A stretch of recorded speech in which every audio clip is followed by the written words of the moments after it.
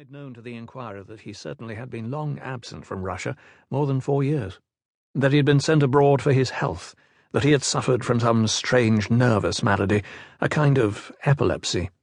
His interlocutor burst out laughing when, to the question whether he had been cured, the patient replied, "No, they did not cure me."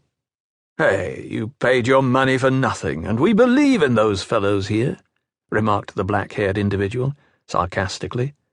"That's the real truth, sir," exclaimed a shabbily dressed man of about 40, who possessed a red nose and a very blotchy face. "The real truth. All they do is to get hold of our good Russian money for nothing." "Oh, but you're quite wrong in my particular instance," said the Swiss patient, quietly. "My doctor gave me money, and he had very little, to pay my journey back, besides having kept me at his own expense while there for nearly 2 years. "Why? Was there no one else to pay for you?" asked the black-haired one. "No. Mr. Pavlicheff, who had been supporting me there, died a couple of years ago. I wrote to Mrs. Epanchin. She is a distant relative of mine, but she did not answer my letter, so eventually I came back." "And where have you come to?" "That is, where am I going to stay? I really don't know yet.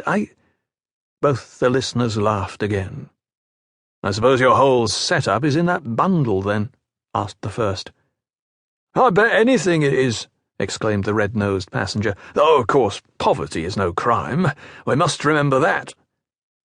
"If you really are a relative of Mrs. Epanchin's, and have not made a little error through, absence of mind, which is very common to human beings—" "You are right again," said the fair-haired traveller, "for I really am almost wrong when I say she and I are related. She is hardly a relation at all. So little that I was not in the least surprised to have no answer to my letter." "You spent your postage for nothing, then. You are candid, however, and that is commendable. Mrs. Epanchin, oh yes, a most eminent person. I know her. As for Mr. Pavlicheff, who supported you in Switzerland, I know him too. At least, if it was Nikolai Andreevich of that name. A fine fellow he was, and had a property of 4,000 souls in his day." "Yes, Nikolai Andreevich, that was his name." And the young fellow looked earnestly and with curiosity at the all-knowing gentleman with the red nose.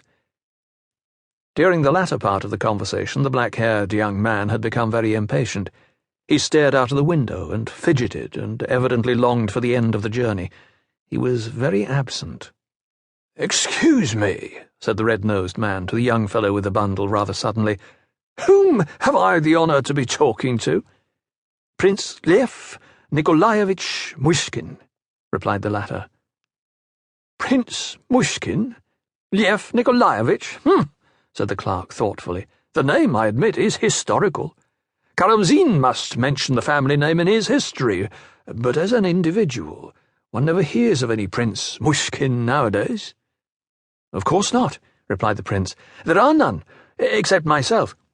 I believe I am the last and only one. My forefathers have always been a poor lot. My own father was a sub-lieutenant in the army. I don't know how Mrs. Epanchin comes into the Myshkin family, but she is descended from the Princess Myshkin, and she too is the last of her line." "And did you learn science and all that with your professor over there?" asked the black-haired passenger. "But I learned very little," added the prince, as though excusing himself. "They could not teach me very much on account of my illness." "Do you know the Rogozhins?" asked his questioner abruptly. "No, I don't. Not at all. I hardly know anyone in Russia. Why, is that your name?" "Yes. I am Rogozhin. Parfen Rogozhin." "Parfen Rogozhin? Dear me. Then don't you belong to those very Rogozhins, perhaps?" began the clerk, with a very perceptible increase of civility in his tone. "Yes, those very ones," interrupted Rogozhin impatiently. He had not once taken any notice of the blotchy-faced passenger.